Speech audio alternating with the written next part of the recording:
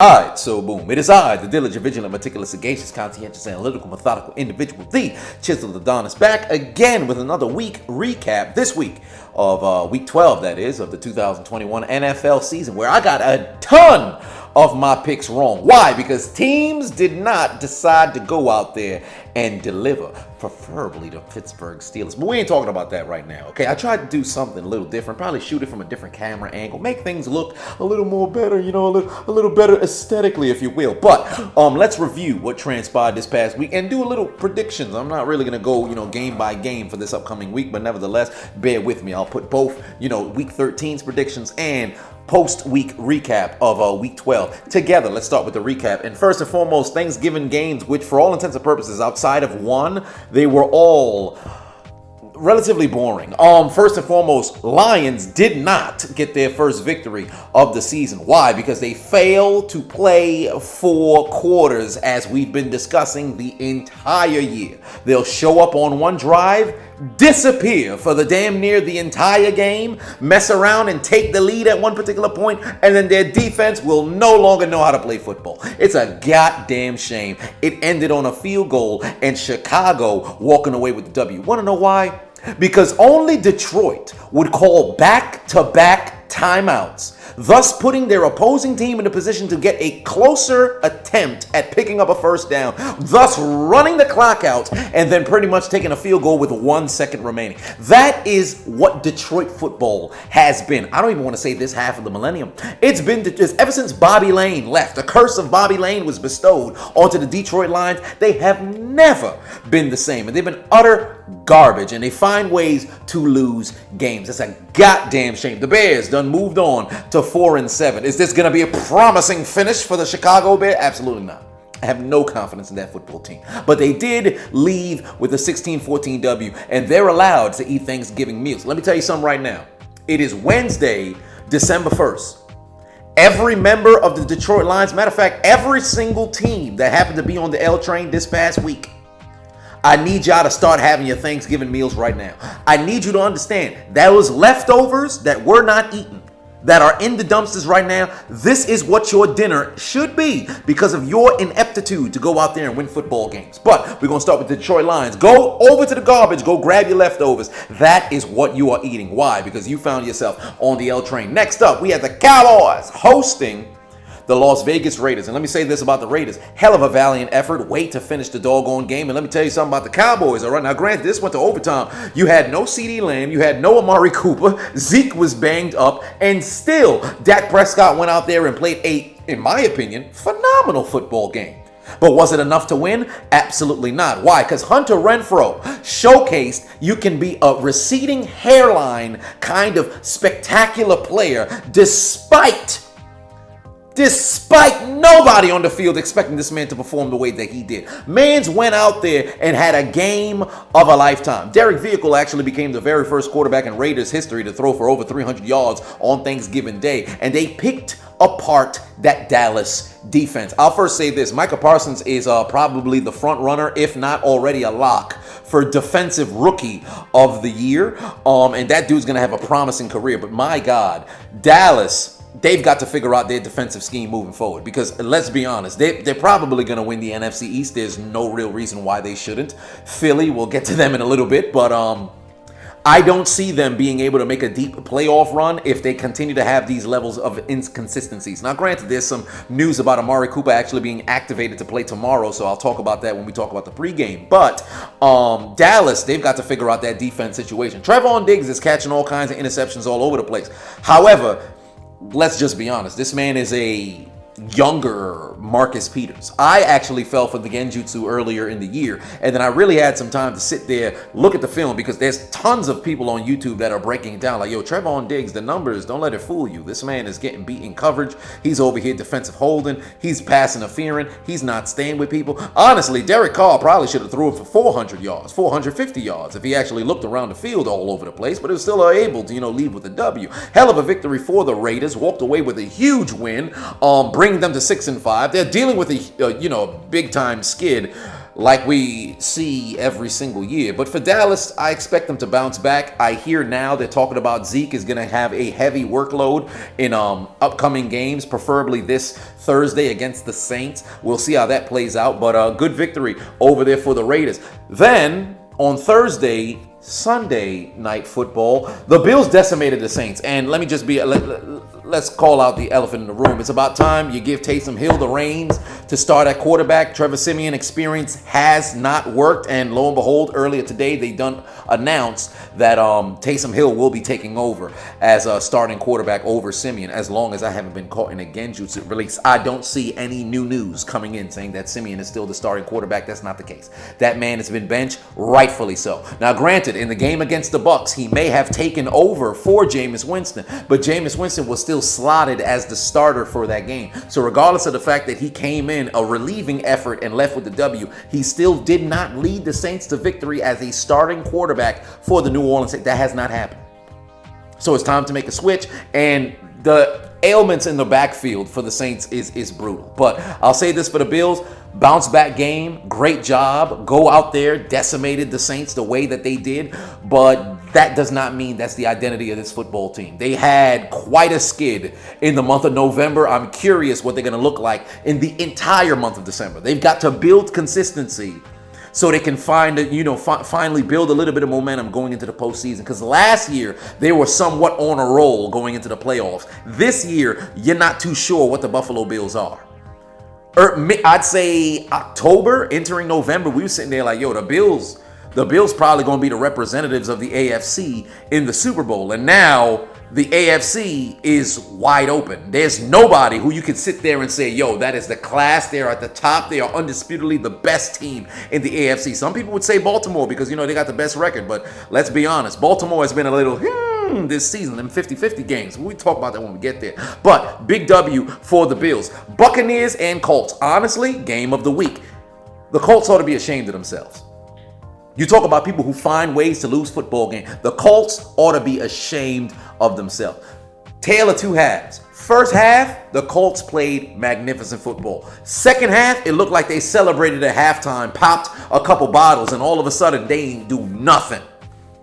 They ain't do nothing. 3 points? 3 points is what y'all scored in the second half. Up until, Brady ended up giving his team the lead, and then, let's go down the field and score as fast as we can. Like, it's ridiculous. I don't understand. Why does this keep happening? Play a complete football game. But is that what y'all want to do? No. I don't understand. I really don't.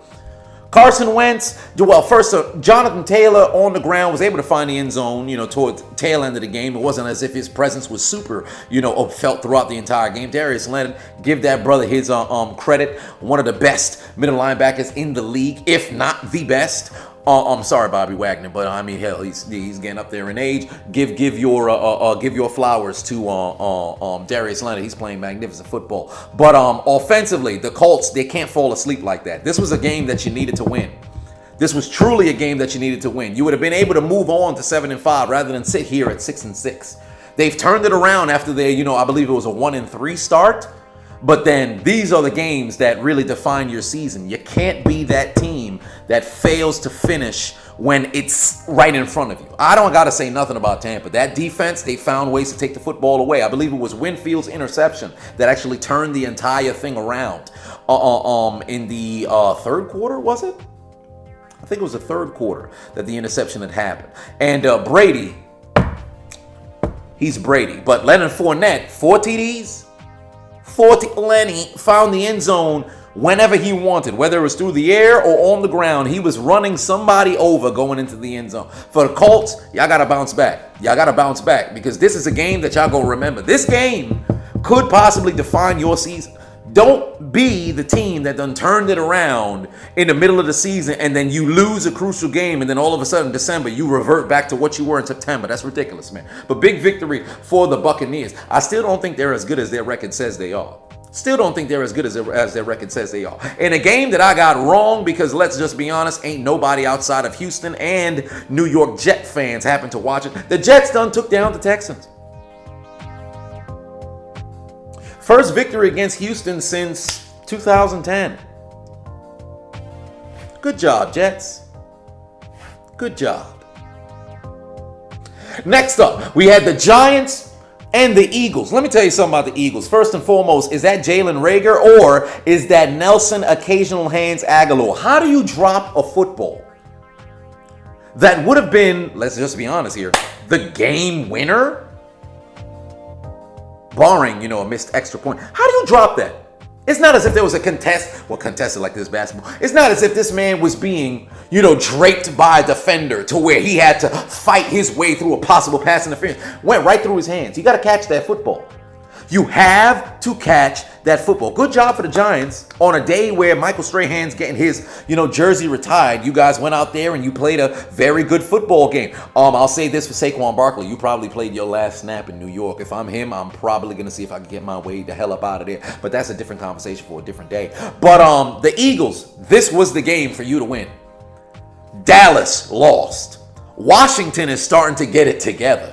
This is a divisional game that you could not afford to lose, and you played completely down to the competition. Garbage. Offensively, struggled all over the field. Back to what we were talking about in October. Forget, run the damn ball with Miles Sanders and all that other stuff. Sirianni's play calling was abysmal again. I ain't got to say nothing about Philly's defense. Hell, you held the Giants to 13 points. It's not as if they go out there and score 20 every single week anyway. That's not the case. Defense, in my opinion, did their job for the most part.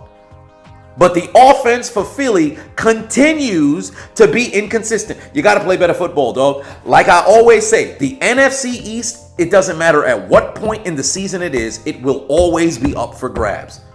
Dallas is far and away the best team in the NFC East. But for whatever reason, every single year, Dallas will be here, everybody else will be here. Dallas will go on a skid. There'll be a team that's slowly rising, and then all of a sudden, week 15 through 17 has just become interesting.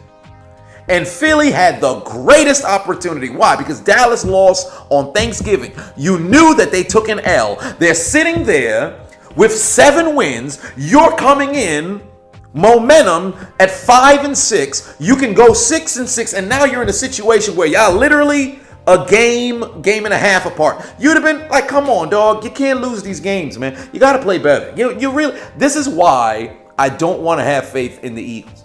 This is why exactly when they only had 2 wins, and I said I hope they don't win another game for the rest of the year and they end 2-15. This is precisely why. Because they're going to hurt your feelings. I ate a Philly cheesesteak earlier.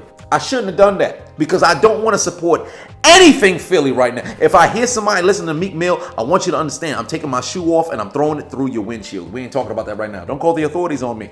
But Panthers and the Dolphins, my God, Cam Newton cannot get himself a W. As a starter, Cam Newton can't get himself a W with the Carolina Panthers. He is 0-10 in his last 10 starts. It's not his fault as for why they lost this game. It is not his fault alone. Injuries to Christian McCaffrey. He's gone now. Done for the rest of the season.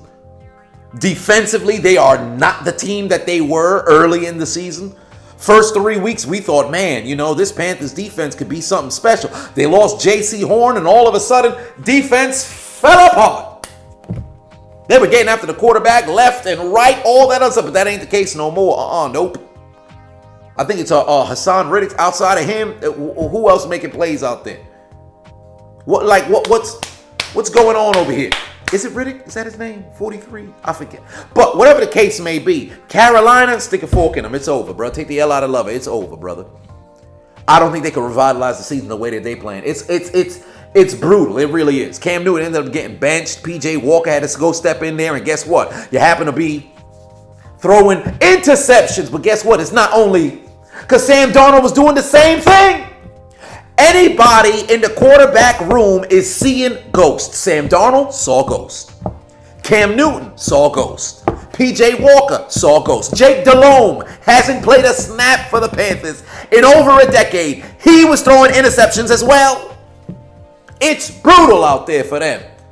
What's going on? Get it together. Big W for the Dolphins. Hell, they started, very, very, very bad this season. They're starting to get it together, but still, I really really have no faith that team believes in Tua. I don't think that's the case. Although I do feel like when Tua's in the game, Jalen Waddle plays his best games when Tua is throwing him the football. I think they should cultivate that relationship since it's already has, a birth. There's already a catalyst being that they played together in Alabama. I really hope they give Tua a chance, keep surrounding him with pieces. But I don't think that football team, or I should say the front office, they believe in Tua as much as, they should. Because truly, I think they should, stick the course with Tua. I'm not saying, he's a franchise guy yet, but at least give him an opportunity. We live in this, this football structure now. Front offices will give you a couple years. You'll be lucky if you get a couple years. They'll give you, year and a half. If you ain't turn your team into a winner, you gone, son.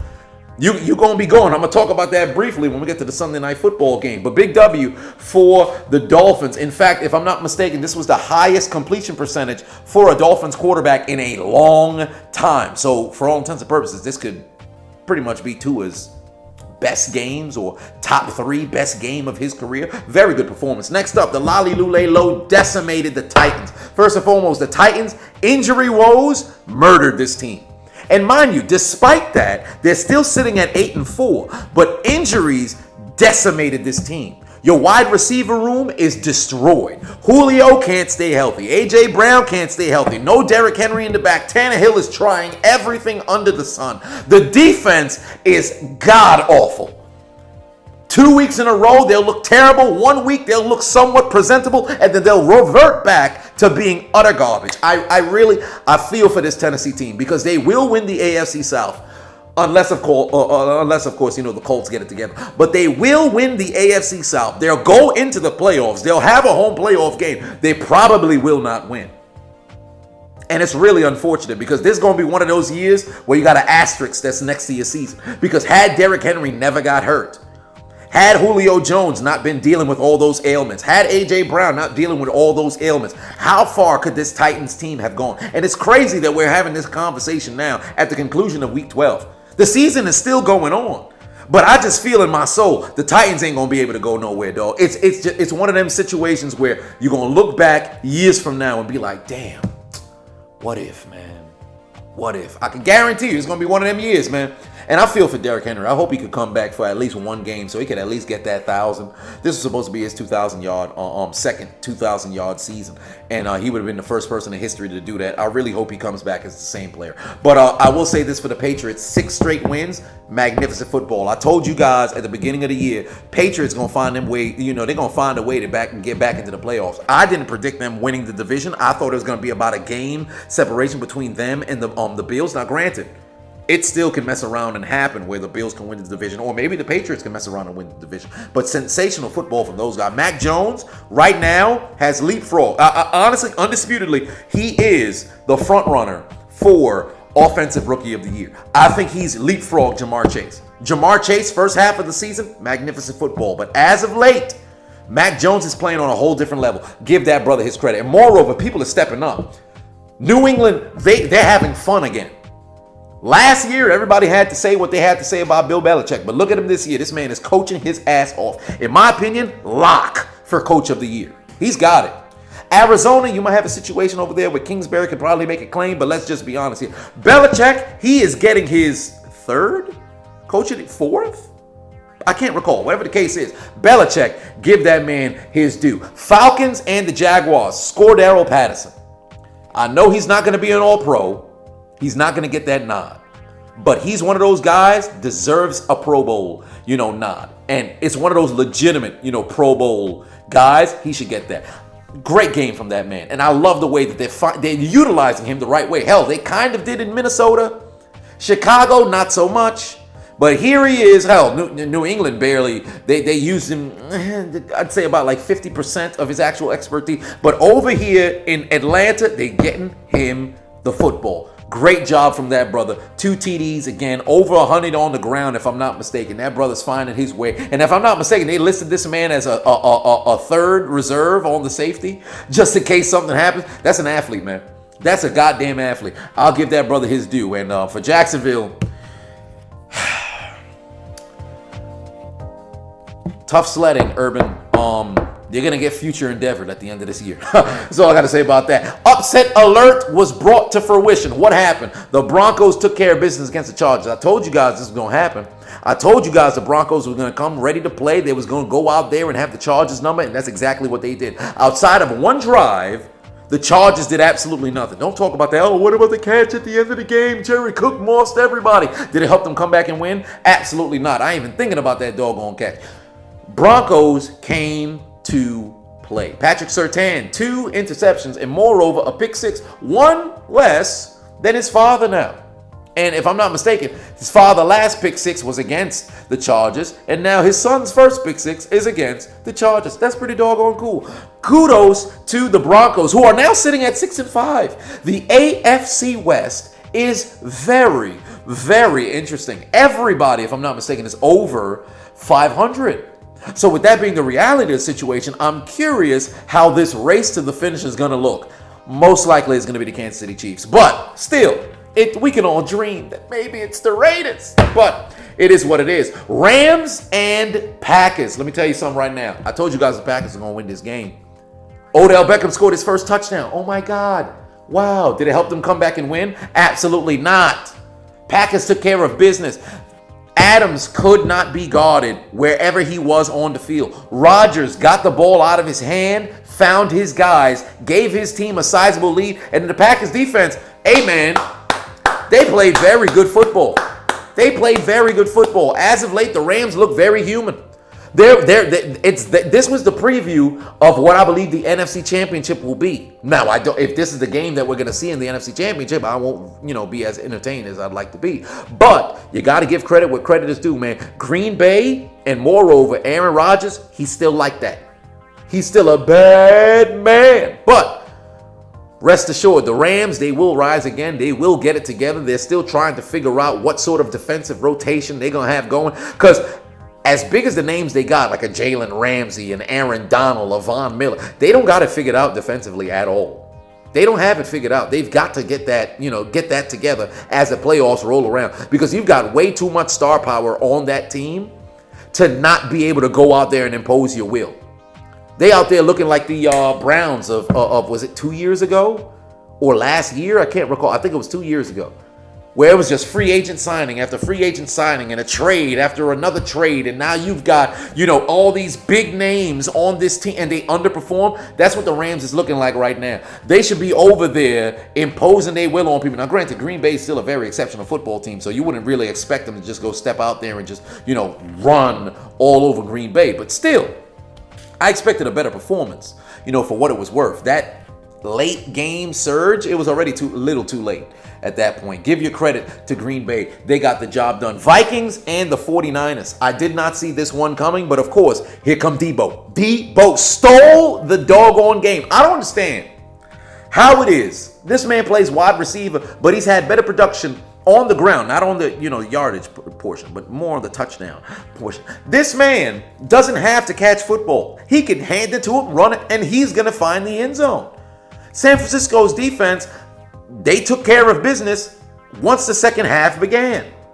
It was a tie football game. You come straight out the half. San Francisco gets themselves a touchdown. Minnesota mess around and, they throw an interception. San Francisco scores another TD, and within a blink of an eye, within mere seconds, you're losing by 14. Then you try to climb yourself out of the hole. You get a couple of touchdowns here and there, and then Dalvin Cook is gone. Fumble puts, the 49ers in a position to go and kick another field goal. Now they got a little lead over here, and Minnesota had an opportunity to make a comeback. But what happened? Turnover on downs deep inside 49ers territory. Then another turnover on downs, a little bit inside of 49ers territory. I think they were like the 38 or something like that. This is what Minnesota has done all year. They find ways to fuck themselves. No, not to discredit the teams that they're playing against, but my God, you can't keep shooting yourself in the foot. Whether it's penalties, whether it's turnovers, I don't know what the case is, but they got to figure out how to play mistake-free football. If they can't figure that out, you're going to keep having seasons like this.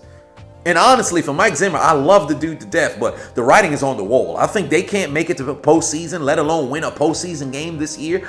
That brother's job is done. I think he's gone. I think he's gone. Sunday Night Football, Browns and the Ravens. My God, the Browns found ways to lose this football game when I called for the upset alert. Lamar Jackson had 4 interceptions. 4 interceptions. This game was close the entire game. And help me understand, Nick Chubb nor Kareem Hunt have over 10 carries. Baker Mayfield throws 37 times. For what? Why? I don't understand that. The game is close. We already know. We've talked about it all season. If you're the Cleveland Browns and you want to win football games, you've got 2 backs who can wear the defense down. Why would they not combine for over 20 carries? I don't understand. What is the play calling?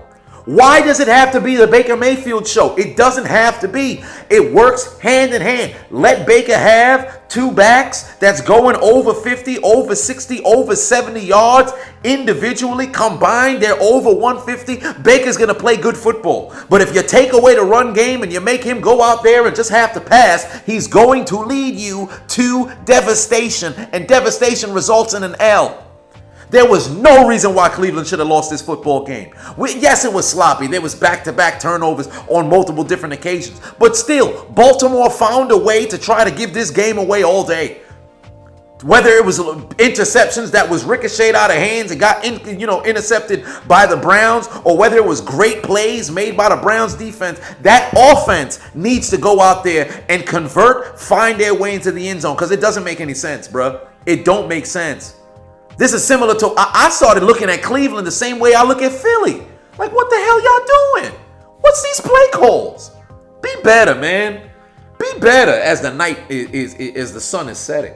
Seahawks, Monday Night Football. Seahawks football team. Football team starting to get it together. It's looking very reminiscent of last year. First 2.5 months, you're looking at this team like, they ain't got no name. We really don't give a fuck about them. And then all of a sudden, they start to figure shit out. They've won 3 consecutive games. They took down quarterbacks like Brady. Took down quarterbacks like Russell Wilson. Cam Newton, former MVP, so I guess he'll get that respect. He ain't what he used to be, but still. 3 consecutive victories. Offensively, they may not, they may not have it all figured out, but that defense is starting to get it together. No Chase Young, he's gone for the rest of the year, but still, that defense is starting to get it together. They're playing very good football. Moreover, Ron Rivera has them in a mentality of, we got to go out there and get it. It don't matter who we playing against. It's a 1-0 mentality. I should say a 0-0 mentality. It's one game at a time. They're playing great football. They've got an attitude. They've got a little edge, and damn it, they are approaching 500. They are approaching 500.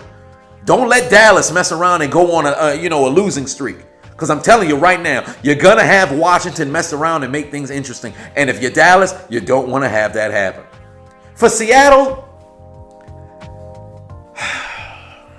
Russell ain't never had this much loss in his career. And to be honest with you, like I said at the early, at the beginning of the year, I don't believe Russell Wilson will be a Seattle Seahawk at the start of next year. I don't see that happening. I think this is his final season.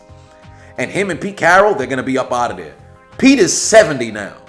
He's probably going to retire. And for Russell, if Pete go, it's time to go, dog. It is time to go. Good victory for the Washington football team. But for Seattle, it's about that time to rebuild, man. It's about that time to rebuild. And unfortunately, I don't see Russell Wilson being there. And last but not least, Pittsburgh Steelers got their motherfucking ass whipped by the Cincinnati Bengals. I'm telling you right now, I ain't never seen shit like this as a Pittsburgh Steelers fan in a long time. I mean, hell, the Patriots would whip the Pittsburgh ass while Tom Brady was there. But my God, this was complete and utter domination. There wasn't a single bright spot this entire game from Pittsburgh. They got their ass whipped. Cincinnati said, we are no longer little brother. We about to become big brother. This is brutal. This is brutal. Pittsburgh got to figure it out. Ryan Clark honestly said it best. They don't look recognizable whatsoever. They stepped into a locker room. Chase Claypool over here talking about maybe we could play some music and perhaps that can raise our spirits. Are you dumb? Are you stupid? Mike Tomlin spends his time talking about the standard is the standard. Well, let me tell you something. The standard on the ground right now. Standard look washed up right now. Cincinnati played a magnificent football team. Or I should say, they played a magnificent football game. They didn't play a magnificent football team because Pittsburgh, my God, garbage. Garbage. Think about working your way all the way out the bottom of the AFC North only to find your way back down there. All you had to do was beat Detroit and you are number one in your division. And look at you now. Going home stinky. You got your ass whipped, bruh. Cincinnati took a shit all over you. Joe Mixon running people over, finding the end zone like it was nothing. Like it was nothing. Defense, Mike Hilton. Hey, used to be a Pittsburgh Steeler. I'm pretty sure he glad he ain't no more. Pick 6 against his former team. Eli Apple, the fruit, happened to catch an interception. Bruh, Pittsburgh is in disarray, bruh. They in disarray. That's all I got to say about that. But that was my recap of Week 12.